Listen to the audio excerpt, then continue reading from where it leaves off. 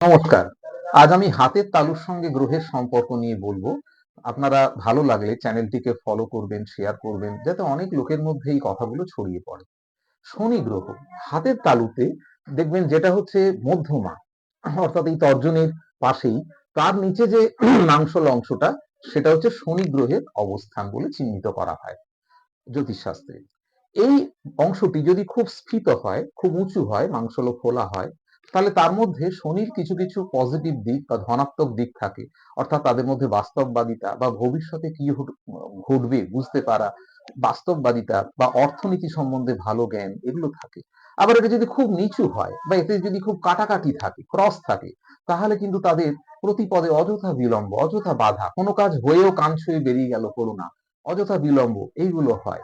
এবং তাদের শনি যাদের উঁচু থাকছে বা ভালো থাকছে তাদের মধ্যে একটা নিঃসঙ্গতা বা একা থাকার প্রবণতা, অন্তর্মুখীনতা বিরাজ করে। এই গ্রহগুলো এর অবস্থানটা যদি খুব পীড়িত হয়, নিচু হয়, তাহলে অবশ্যই হরোস্কোপে দেখতে হবে যে শনিটা কিভাবে আছে এবং তার জন্য যথোপযুক্ত প্রতিকার নিতে হবে। আর যদি এ ব্যাপারে আপনাদের কোনো সংশয় থাকে অবশ্যই আপনারা আমাদের সঙ্গে যোগাযোগ করবেন। নমস্কার।